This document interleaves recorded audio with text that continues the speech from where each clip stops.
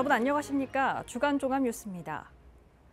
부산의 시민사회단체가 에어부산 분리매각을 촉구하는 기자회견을 열었습니다. 이들은 거점 항공사 없는 가덕도 신공항은 부산 발전에 아무런 도움이 되지 않는다며 정부와 관계기관이 나설 것을 촉구했습니다. 보도에 김석진 기자입니다. 에어부산 분리매각 부산시민운동본부가 기자회견을 열었습니다. 이들은 오는 2029년 개항 예정인 가덕도 신공항의 거점 항공사로 에어부산이 필요하다고 한 목소리를 냈습니다. 그러면서 정부와 산업은행 그리고 대한항공이 에어부산 분리매각을 즉각 이행할 것을 촉구했습니다. 에어부산은 단순한 아시아나 항공의 자회사가 아니다. 2007년 지역 상공계와 부산시가 힘을 합쳐 설립한 부산국제항공으로 출발하여 아시아나 항공이 합류하면서 오늘의 에어부산으로 발전한 부산 토박이 항공사이다. 이들은 대한항공과 아시아나항공의 합병이 미국 승인만 남았다며 에어부산의 분리매각이 시급하다고 주장했습니다. 두 항공사 간 합병에 이어 에어서울과 진에어 등 저가 항공사 통합이 진행되면 에어부산은 소멸된다며 목소리를 높였습니다. 이와 관련해 정부와 아시아나항공의 주채권은행인 산업은행에 대해서도 불편한 심기를 나타냈습니다. 이들은 저가 항공사 통합 시 본사를 비수도권에 두겠다고 밝혔지만 지금은 인천공항을 거점으로 하겠다는 대한항공 발표를 공식화해주고 있다고 비판했습니다. 그러면서 에어부산 분리매각은 양 항공사 간 합병에 전혀 문제가 되지 않는다고 말했습니다. 분리매각 논의가 합병의 하등에 작용이 안 된다는 걸 이미 다 결정이 났습니다. 산업은행하고 지금까지 국토부에서는 부산이 분리매각을 이야기하면은 합병이 어렵다는 이야기인데 그 자체가 잘못된다는 겁니다. 한편 이들 시민사회단체는 부산시도 산업은행의 눈치를 보고 있다고 비판하고 시민운동을 벌여서라도 에어부산 지키기에 나설 것이라며 정치권을 비롯해 사회 각계 단체가 동참해 줄 것을 요청했습니다. BTV 뉴스 김석진입니다. 지난 5월 부산 서구의회가 해외로 공무 출장을 다녀왔는데요. 부산 시민단체가 외유성 해외 출장도 모자라 업무 추진비까지 쓴 서구의회를 대상으로 공익감사 청구에 나섰습니다. 박철우 기자입니다. 부산 서구의회 의장단을 포함한 구의원 4명과 직원 2명 등 6명은 지난 5일 6박 8일 일정으로 미국과 캐나다를 다녀왔습니다. 출장 계획서를 살펴보니 자유의 여신상, 나이아가라 폭포 등 대부분 관광 명소를 돌아보는 일정, 1인당 450만 원씩 모두 2,700여만 원의 예산을 썼습니다. 모두 주민 혈세입니다. 서구의회 합 부산 시민단체가 외유성 해외 출장 논란이 일었던 서구의회를 대상으로 공익감사 청구 기자회견을 열었습니다. 혈세 낭비, 관광여행, 공무원 출장 중단하라! 부산 참여연대는 혈세로 간 공무상 해외 출장도 모자라 현지에서 업무 추진비까지 사용한 점도 지적했습니다. 오해 사문과와 함께 이렇게 업주비를 사용하는 것들에 대한 그 사실들을 만약에 국민들이 안다면 정말 분노하고 기초의회가 과연 필요한 것인가. 입수한 업무 추진비 사용 명세를 살펴보면 의장단과 상임위원장들은 공무국의 출장 기간 4차례 토론 간담회를 진행하면서 100만 원이 넘는 업무 추진비를 사용했습니다. 세금으로 가는 공무국의 출장에 또 업무 추진비까지 세금이 들어가는 업무 추진비까지 또 쓴다는 거는 도저히 시민 그리고 국민의 정서랑 맞지 않다고 보여지고요. 부당한 외유성 출장 논란 속에 1인당 450만 원이 넘는 출장 경비에 업무 추진비까지 쓴 서구의회를 바라보는 시선은 마냥 곱지 않습니다. 국민의 혈세를 통해서 진행되는 만큼 해외에 공무연수를 가더라도 거기서 배울 점들을 찾고 그것들을 구정에 어떻게 반영할 것인가에 대한 확실한 계획이 있어야 될 것 같고요. 공무 출장을 다녀온 구의원들의 해명을 듣기 위해 의회를 찾았지만 의회 문은 굳게 닫혀 있었습니다. 한편 서구의회는 이미 지난해 부산시 종합감사에서 업무 추진비 카드 부정 사용으로 시정 조치를 받은 바 있습니다. BTV 뉴스 박철우입니다. 최근 부산시가 엄궁대교 환경영향평가 보완서를 낙동강유역환경청에 접수한 데 대해 환경단체가 사업계획을 재고할 것을 촉구하고 나섰습니다. 특히 낙동강 하구에 도래하는 전체 조류가 감소하고 있다며 대체 서식지 조성은 환경저감 방안으로 볼 수 없다고 주장했습니다. 박재한 기자입니다. 낙동강 하구 지키기 전국 시민행동은 부산시를 상대로 엄궁대교 건설 계획 철회를 촉구했습니다. 부산시는 지난 9일 낙동강 유역 환경청에 엄궁대교 환경영향평가 보완서를 접수했습니다. 환경영향 저감 방안을 대폭 보완했다는 입장입니다. 환경단체는 시가 대체 서식지 후보로 제시한 곳은 대모 잠자리와 삭 등 다른 멸종 위기종들이 서식하고 있는 곳이라며 이중 파괴 효과를 낳는 셈이라고 꼬집었습니다. 세제비 갈매기가 사라져버렸고 큰 고는을 비롯한 낙동강 하구에 도래하는 전체 조류가 감소하였다. 대체 서식지가 실효성이 있었다면 왜 새들이 사라지고 줄겠는가? 대체 서식지 조성을 환경저감 방안으로 간주해서는 안 된다. 이들은 대저대교와 장락대교에 이어 엄궁대교마저 건설된다면 낙동강 하구 문화재 보호구역이 더 이상 그 기능을 유지하기 어렵다고 주장했습니다. 어떤 문화재 보호법이 굉장히 강력한 법인데 이 법 자체가 사문화되는 거죠. 사실은 법이 사문화된다면 사실은 이 문화재 보호법에서 통과시켰던 그런 사람들이 존재 가치가 없는 거죠. 자기들이 밥그릇이 작아지고 자기들 역할이 작아지고 그렇게 되는 건데 결국 거수기로서의 문화재위원회만 있게 되는 거죠. 강서구 대저동과 사상구 엄궁동을 잇는 3km 길이의 엄궁대교는 장락대교와 승악터널을 이어주는 낙동강 횡단 교량입니다. BTV 뉴스 박찬입니다. 3년 전 서구 암남동 야산 절개지가 집중호우로 무너져 내리는 사고가 있었는데요. 사고 발생 3년이 지난 지금은 어떨까요? 복구가 완료됐어야 하지만 낙석과 붕괴 사고 우려는 여전한 채 방치되고 있는 실정입니다. 박철우 기자가 현장 취재했습니다. 야산에서 토사가 흘러내립니다. 돌덩이와 나무까지 마치 폭포처럼 쏟아져 내립니다. 지난 2021년 서구 암남동의 한 야산에서 발생한 절개지 붕괴 사고 모습. 다행히 인명 피해는 없었습니다. 3년이 지난 현장입니다. 응급 복구 당시 쌓아 올린 마대와 높은 담장이 여전히 사고 현장을 둘러싸고 있습니다. 무너져 내린 급경사지 붕괴 위험 지역입니다. 사고가 난 지 3년이 흘렀지만 현장은 여전히 그대로입니다. 폐쇄된 인도는 잡초가 무성합니다.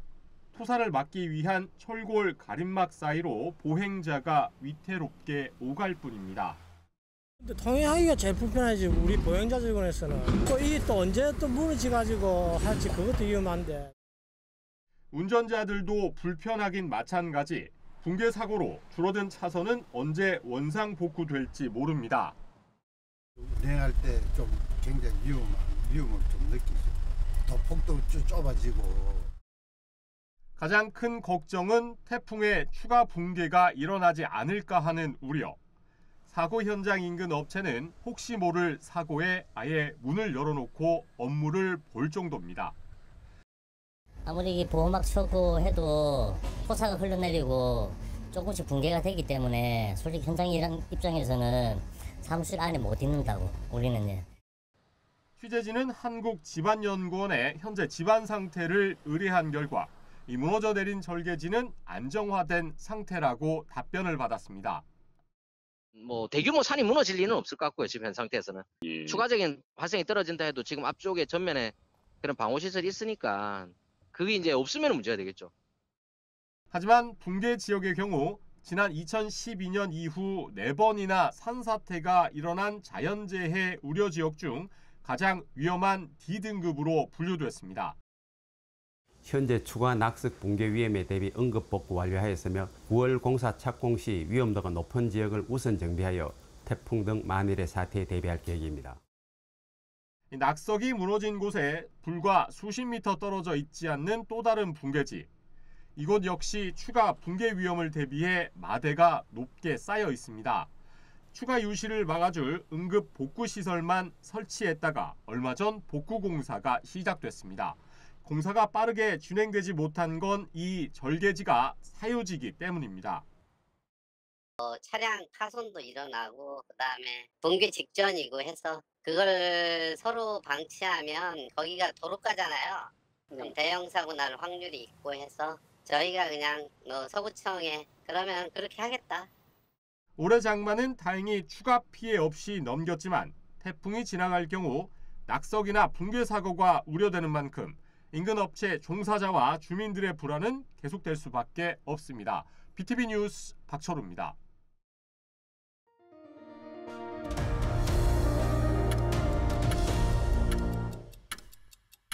부산 지역화폐인 동백전의 환급 혜택이 늘어납니다.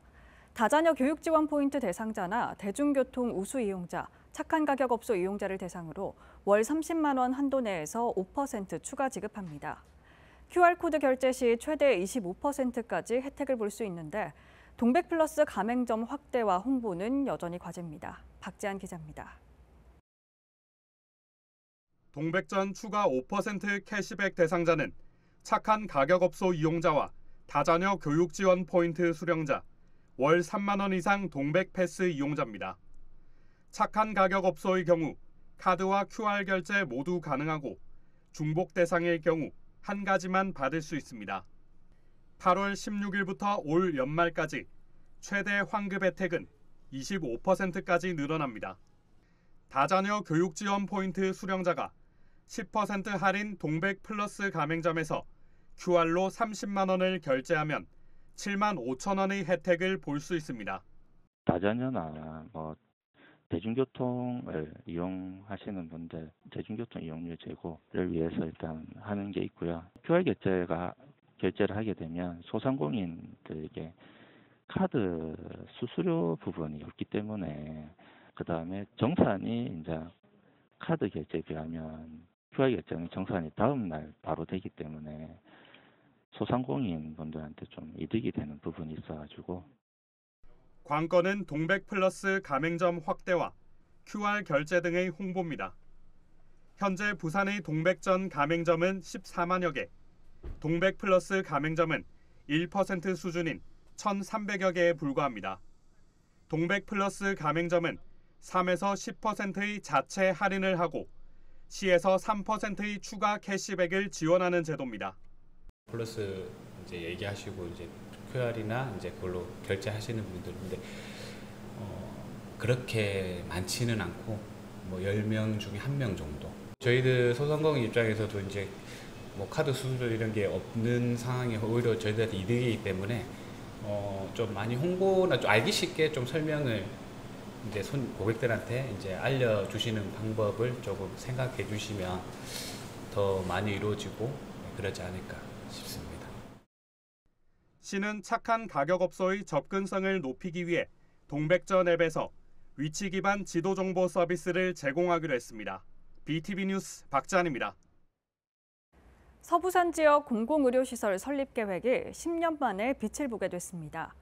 예산 부족으로 지지부진했던 사업이 올 초 부지 매입을 완료한 데 이어 최근 우선 협상 대상자가 선정돼 서부산의료원 건립 사업에 속도를 낼 전망입니다. 박철우 기자입니다.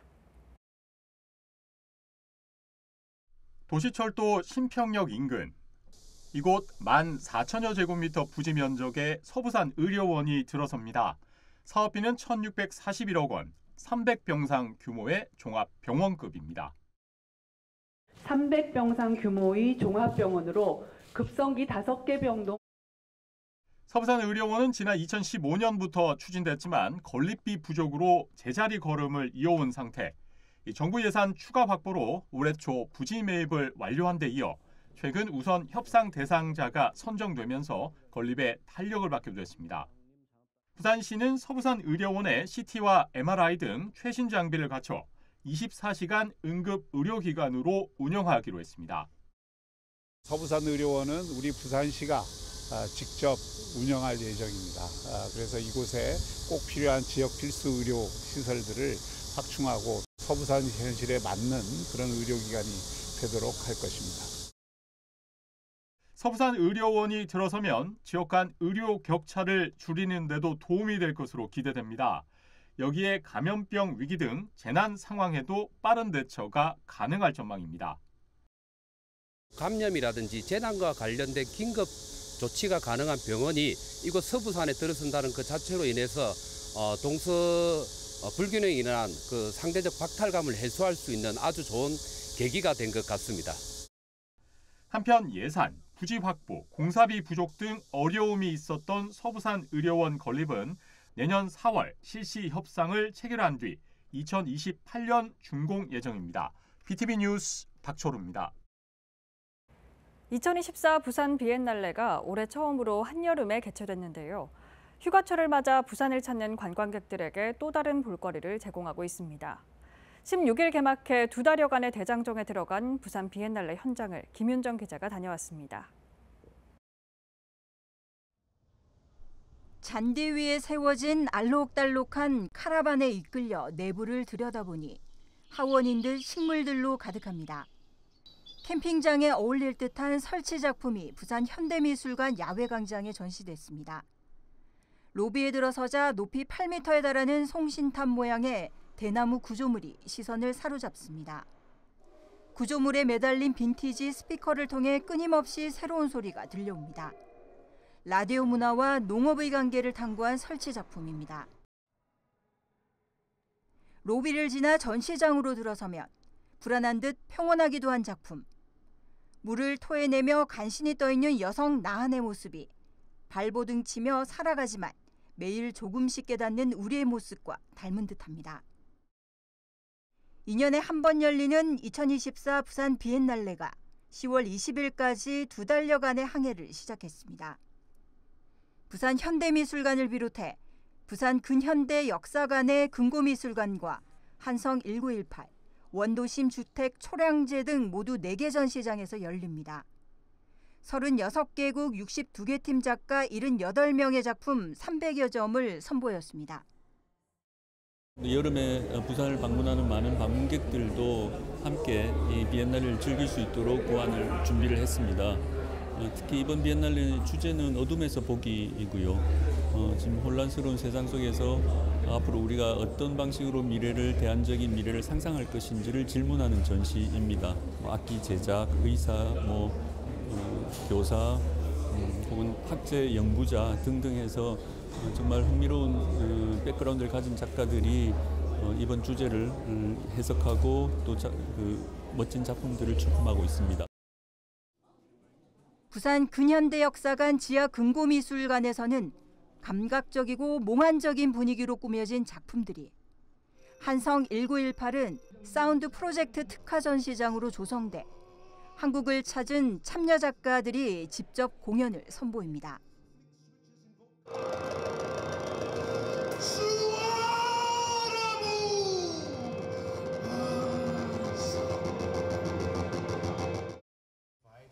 공동 전시 감독인 베라메이와 필립 피로트는 이번 전시 주제 어둠에서 보기란 여러 문화와 배경의 사람들이 섞여서 소통하고 생활하는 모습이 부산과 닮았다고 표현했습니다.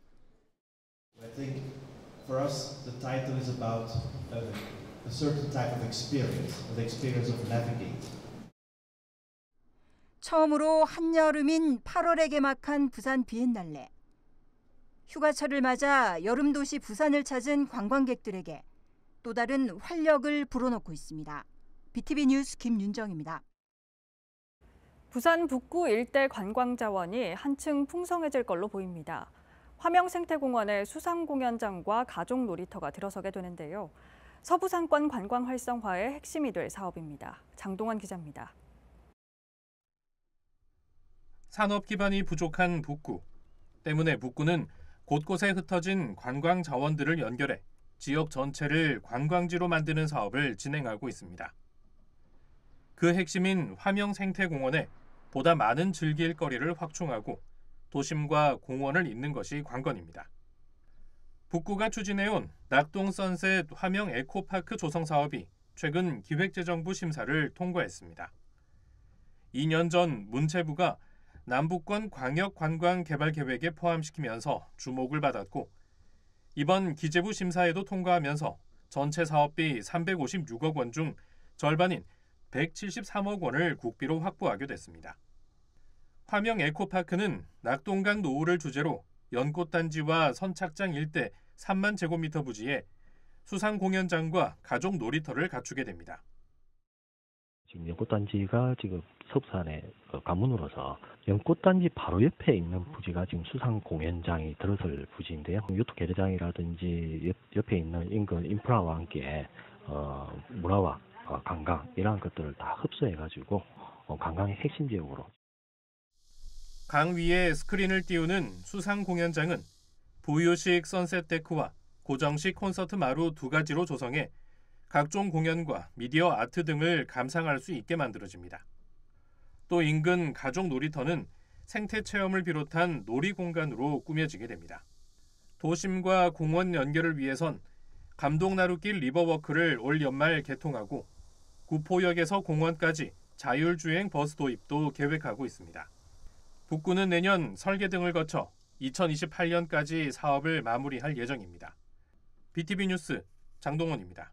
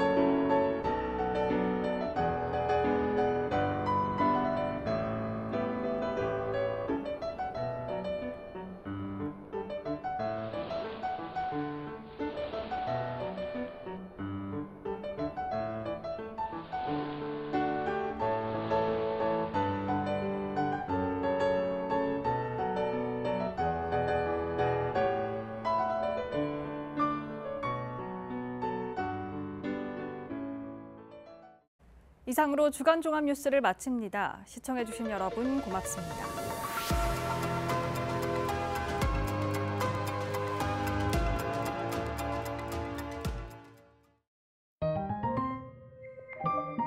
채널 BTV